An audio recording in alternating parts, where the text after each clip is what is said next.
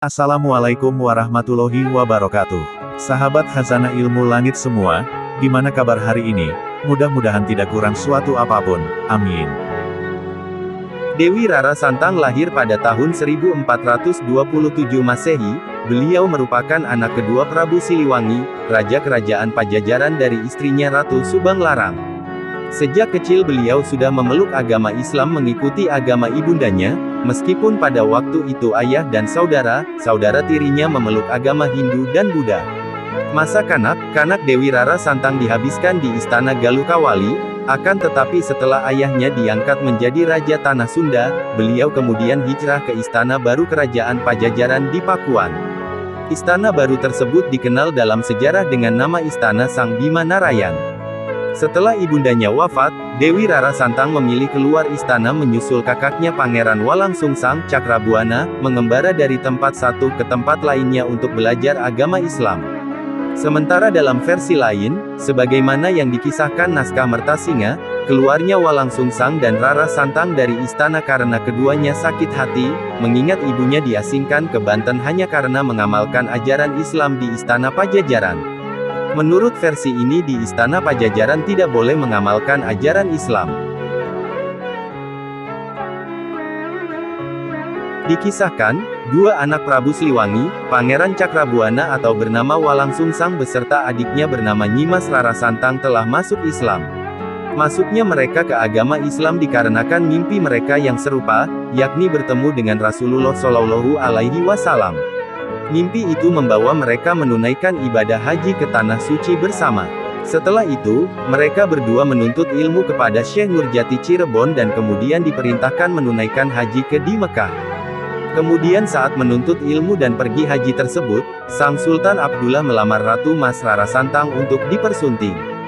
Rara Santang menerima ajakan Sultan Abdullah untuk menikah, di sini Pangeran Cakrabuana menjadi wali untuk mereka berdua.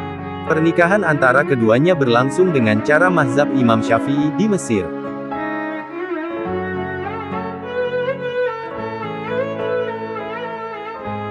Pangeran Cakrabuana memang sempat tinggal di Mesir dengan Rara Santang selama 6 bulan, kemudian Cakrabuana kembali ke Jawa.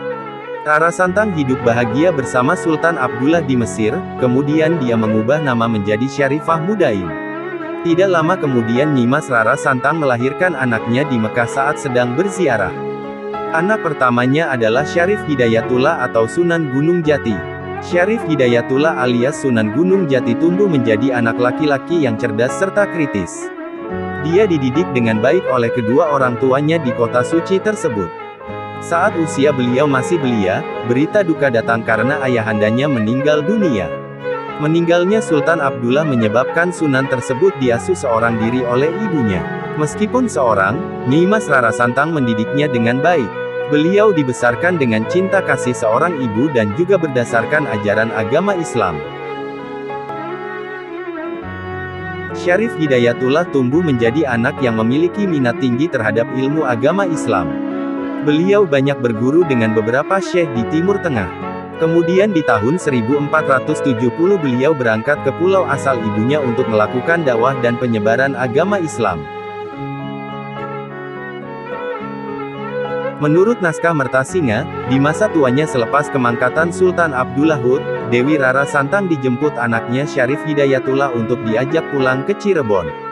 Beliau pun wafat di Cirebon dan dimakamkan di sana. Makam Rara Santang kini dapat dijumpai pada komplek pemakaman Sunan Gunung Jati di Gunung Sembung.